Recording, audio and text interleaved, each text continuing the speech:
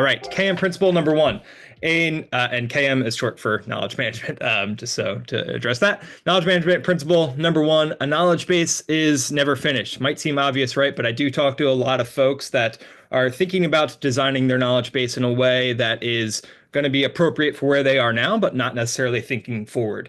And so you want to create a knowledge organization structure that is actually going to scale, that is going to suit your team as it builds and as your knowledge base expands, as your team grows, as your company grows. You need to have an organization structure that is going to be able to suit that. And so the first thing you want to think about in terms of guru structure is your collections and having those generally sorted by team, product, and or market. A lot of teams have mixes of all three. Most teams generally sort their collections by department and sub-department, because when you're designing your collections, you want to think about who's going to be responsible for it, right? Like, who are the actual owners of that collection going to be? Who needs access to that info? And generally, it's easiest to break it up by different departments so that you can say, hey, IT team, you're in charge of your IT department. HR team, you're in charge of your HR department, and so on and so forth. But if you have a really complex product, it might make sense for you to have different collections for your different products or your different services.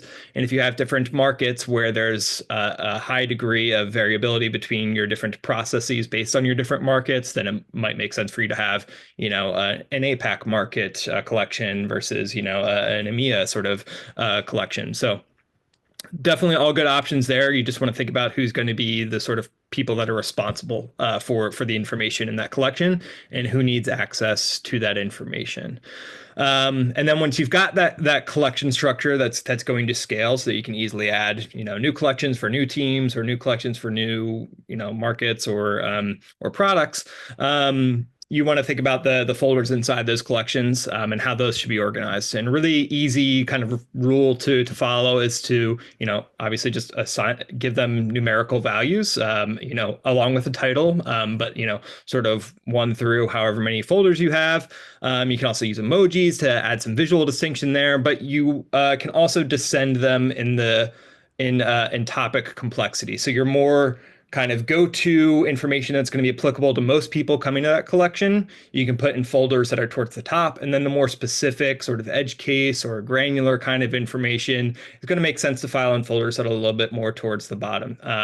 That way, just, limit the amount of scrolling, limit the amount of sort of searching to do. And if people know that you've organized all your collections that way in that sort of simple to complex descending order, then it's going to make people's lives a little bit easier in terms of how they're able to browse for information to find what they need inside of a collection.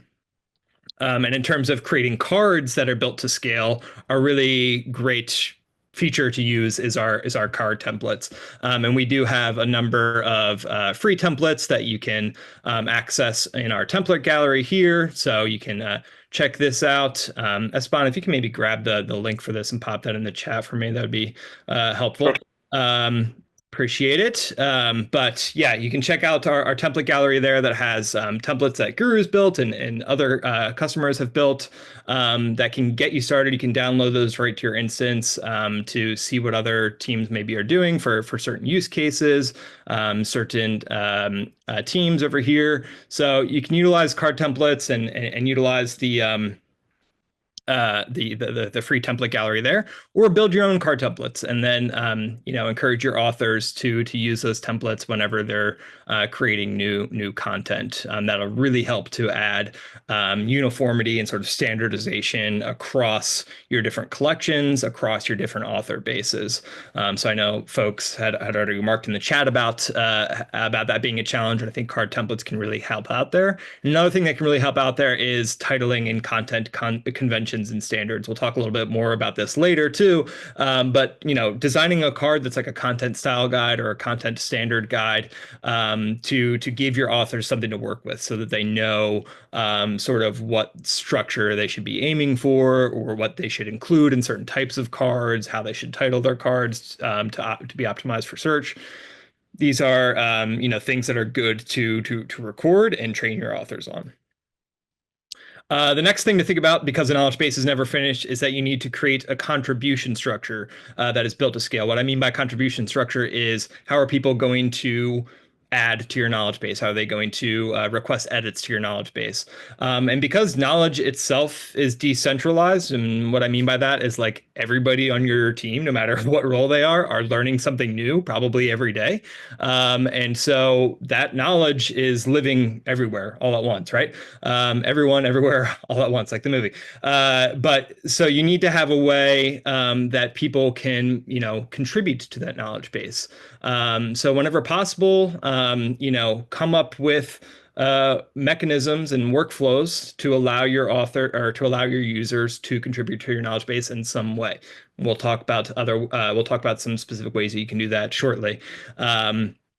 But thinking about that in advance, we're thinking about how you're going to approach how people are going to request edits or edit cards or create new cards is going to be really important to creating a structure that's built to scale. Most teams have experts own content, and the non-experts have a way to request it. A lot of teams go with a knowledge council. We'll talk a little bit more about knowledge councils later on too. It's basically kind of what it sounds like, where a group of people are going to meet regularly to discuss all things related to your knowledge management program.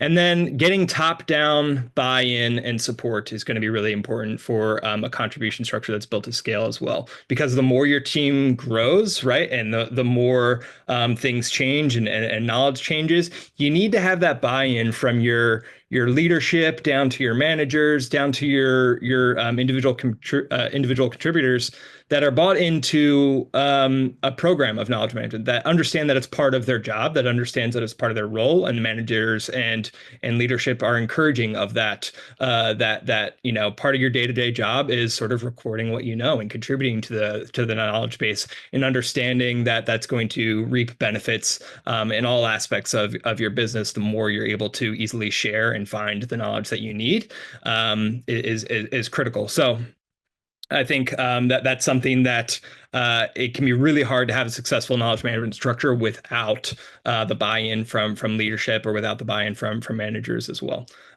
So think about how you can do that buy-in, and we'll talk a little bit more about that soon. And then one more slide here, and then I'll open it up for questions. And because the knowledge base is never finished, another thing you want to think about is prioritizing the most used information. So a lot of people want to get to 100% verification score, want to get to 90% verification score. It's easier said than done. We'll talk to some customers that are actually doing it next week, and it's really remarkable for those customers that are able to do it. But it shouldn't necessarily be your end goal. Your end goal should really be prioritizing your most used information and keeping that information fresh and up to date. Spending time, verifying cards that nobody's using isn't a great use of your time. So spending more time concentrating on the sources and the content that people are going to day in and day out, that people have a regular need for, making sure that information is always up to date is going to help you allocate your time to the right places so that you're building a knowledge base that's going to scale well. And you can use the source view in the AI Training Center. And I'll show that really quick. In the AI Training Center, here it is. There's this sources view for anybody that's not familiar, that's going to show you what sources are helping to answer the most questions. And so you can click on a given source here, and you can see all the questions that are being answered by this source. So if you're pressed for time, and you can only allocate so many resources and so much time to keeping your information up to date on a day-to-day or weekly basis, coming into the AI Training Center and using this sources view to make sure that, like, okay, this backup wizard product details card is unverified and it's helped answer a lot of questions recently, so I need to make sure that card's verified and up to date. That's going to be a good exercise for you all to do to focus your energies in the right place. The other thing to think about is creating an archival and cleanup system that's going to work well for your team. So we have auto archive feature inside of Guru, which is really, really helpful for just kind of routine kind of knowledge dusting, I like to call it. So like just cleaning up the stuff that people aren't really using, that people aren't looking at. And so you can set up auto archive rules that say, like, hey, if this card's been if cards have been unverified for over 90 days and nobody's looked at it, go ahead and just archive those cards for me, so that they're not weighing down your trust score, and so then they're not cluttering up search results. And so sort of having those automatic activities running in the background is going to be really, really helpful. And then thinking about your verification goals, where do you want to keep your verification score at? What's a reasonable expectation for you to have? We encourage the 80% kind of benchmark. But find what's right for you, find what's right for your team, and then figure out how you can achieve that goal by carving out dedicated time to, do verification work, whether that's a little bit of, half an hour every day, 10 minutes every day, whether it's, half an hour at the end of the week, whether it's a big cleanup at the end of the month or the quarter. Figure out what's going to work for your team in terms of the sort of audit and review kind of cadence and doing those verification work. We also have a feature called duplicate detection that can show you where your cards are being overly redundant. That can be helpful for cleanup as well, so to make sure that you don't have conflicting information out there.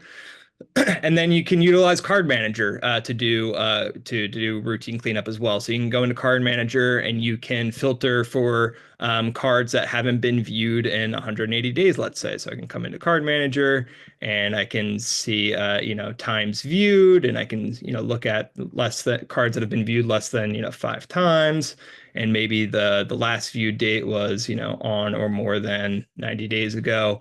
And now I've got a criteria here of 70 cards that haven't been looked at or have been looked at less than 5 times and haven't been looked at in more than 90 days. So maybe these are cards that I can get rid of or consolidate into existing cards.